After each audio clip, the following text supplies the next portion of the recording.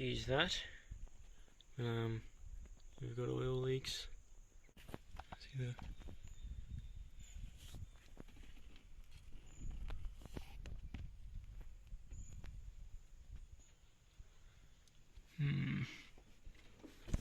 oil back there. Doesn't look like something that's ever going to come off without breaking. Got off the air filter. Just use the long grass, sort of away for a bit. Just doing this before mowing. So I'll get a rag in there quickly. Rags, throttle cable and cable guide is off.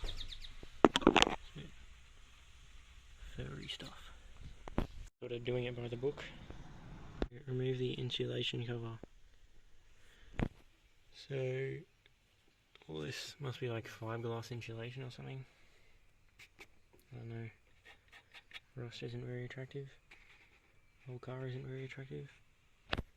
Disconnect engine ventilation hose, which is that, which is pretty ruined looking to me. So don't even have to take off that clip. This comes off. Probably because it's so cracked. This one. Oh wow. Not good. Don't really care about the oil leaking out, I'm more concerned about stuff going in. One of these, and have no idea where it went, but I found two nicer ones anyway, which we'll do when we reassemble it. Starting to look not very nice, and this isn't coming off, because it can't fit. Pop it off. It's sort of like that. You can't really even get the airbox lid off because all that's there, which is weird. Doesn't seem factory. What? Just made a dropping noise. Oh, no noise. Discord. Right, I'm going to do this without the camera so nothing goes wrong. I thought the valve rattling was loud enough before and it's had to travel through this to get there. Oh. Everything is loosened in the order that I chose, because that book doesn't tell me anything about the order to loosen it. But I did like there, all that rubbish. So hopefully this won't be a pain and we'll be able to get it off. Like as, it's getting a service straight after this, or a couple of days after, so don't stress too much. It's all black. Yeah, rub my fingers straight on it. It's really annoying how you can't adjust it so simply. Bought feeler gauges and everything, but yeah, it's just, I'm not even going to worry with the shims. You can just blow up. It's sort of rainbow, not sure if it's overheated or something. Check the condition of the rocker cover gasket, renew if hard, brittle or damaged. Yeah, it's a hard plastic now. But we already got a new one anyway, because we knew that's what we came in here to do, to replace it. Excuse the grass, but we're making do. We have a nice pretty blue gasket to go in there now, which looks the same, but we'll see when we actually plug it in. I think you have to get these little metal bits out. So let's clean all this up, and then I think we'll be pretty good. And also got to clean up the head just around here, make sure nothing falls in. Now, so don't get mad. There's a new one. Old one's pretty much holding shape. The workshop degreaser. Oh, a bit rough. What the degreasing has uncovered. Naughty, naughty. So, someone's had this off before because there is scrapes in there, scratches. Well, I wouldn't expect it to not have been off in 22 years now. But it's all cleaned, degreased and washed off twice. And these scratches. Now I'm not sure if I put it down somewhere and that happened, but I'm pretty sure I didn't cause all that. And plus there's rust there, so definitely didn't do that. I don't know, someone's been sort of rough with it. Apparently a mechanic owned it, serviced it quite often, and then someone else owned it before that. And then someone else owned it again before I got it. I left a bit of dirt in there, but it's not going to harm anyone. Just been trying to use the heat gun, trying to dry it out, so no rust sort of gets in there. That'll be annoying.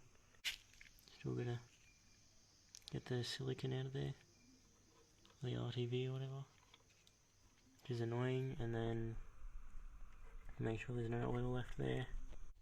Trying to dry out that cylinder head is boring, and I've had enough of trying to get the RTV out, so we're gonna clean this off now. Try to, without dumping everything in there. Using a bit of degreaser on the paper towels. It'll probably be easier to just wipe off the excess oil first. Sort of an indicator of where I have to put it, but it's also going to be very annoying to get it off. Great. Coming along. Don't know what the hell happened there. Oh yeah. There's some numbers just in case I need them in the future. There's a 3 there also. Don't think there's any more numbers I'll need. Can't see any. Just cleaning up alright though. Saving that for last. Save the best for last, as they say. I'm not exactly sure what that is. We're going upside down mode for a sec.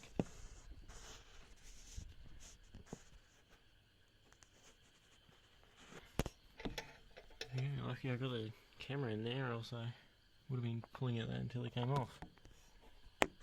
Oh no. Oh well, look at that.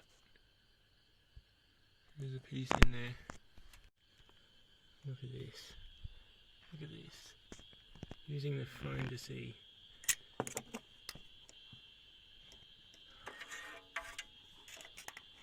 Bloody gasket maker. Okay. Looking good.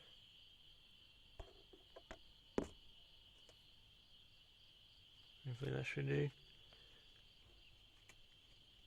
Just rubbed it down with the paper towels with degreaser on it, so I'm gonna wipe off the degreaser now. And it's been wiped down with a wet rag and then dried with a dry rag. Of course, can't dry with a wet rag, can you? So we'll finish getting the RTV out of the head and then we'll put it all together. Head torch on. Got the battery on. Got the low battery mode, so I can't use the flash on the phone, but I've got a head torch. So we're going to put some of this sealant on there. They say to use ultra grey, and that's what I got, so that's what we're using.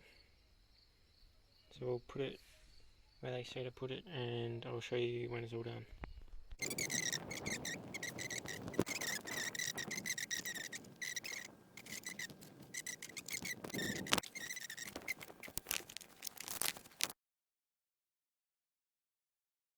So I just rambled a bunch about what step 10 and 11 just here means, and it was talking about a completely different thing to what I was thinking.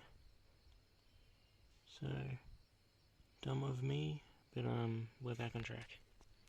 With sealant in there, which is wrong. I probably shouldn't have done that, but now we're just gonna get in the rest of there as they specify. As they indicate in this drawing. I hope that that's right. It's a bit messy, but that's where they said to put it. I'm just hoping it doesn't leak. Just finger tight now for an hour, as the gasket maker says, and then you tighten it to spec. Pretty sure I'll reread it, but this thing just had oil leaking from everywhere. Look, all of that side is covered in oil. And here, down there. oil everywhere. Going it in the dark too, but well, it's quite hot in the day, and we're not in a shed or anything, so don't really want to stand out in the sun. What is that? Oh, okay, that's not important, because I'm not going to worry about it. I thought I might fix it while I was in here was that breather hose. So that's the original one, this left one, and the only one that's going to fit is this big one here. So we'll see if that goes on, because I don't want any contaminants getting in that. Hoses really fit, so I got this clear hose, which I thought would actually be a good idea. And I like them more than the black hose because we can see what's going through it. But if it starts deteriorating, then we'll buy some from Supercheap. Okay, that's pretty much how that's going to look. I like how that looks. See all the crap going through it. So we'll just wait now to tighten that all down and put everything else on. Phone's charged, so I've got the phone torch on. And I've just tightened it all down. Don't have a torque wrench, but I promise, it's probably a bit over tight, but it's not coming loose anytime soon, which is good. So we'll get the throttle on, work out that, get all that together. We're going to start it up now and see if it's any louder without that insulation. We might put it back. It hasn't been started in 2 weeks, or 3 actually. So.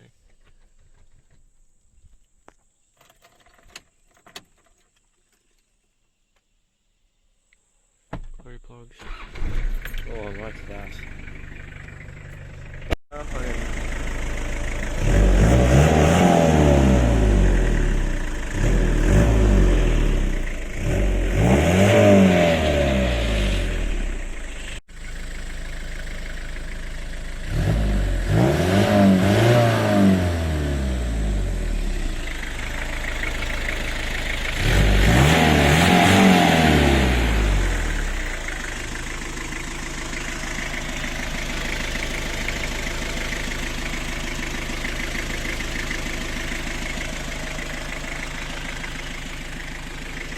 Some new engine mounts, eh?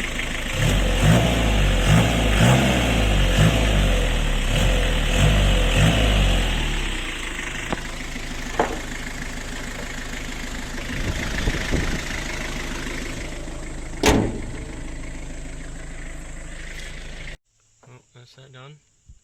One repair ticked off the list. Probably have to get rid of this silly thing next. Actually end up putting the insulation cover back on anyway with the fiberglass.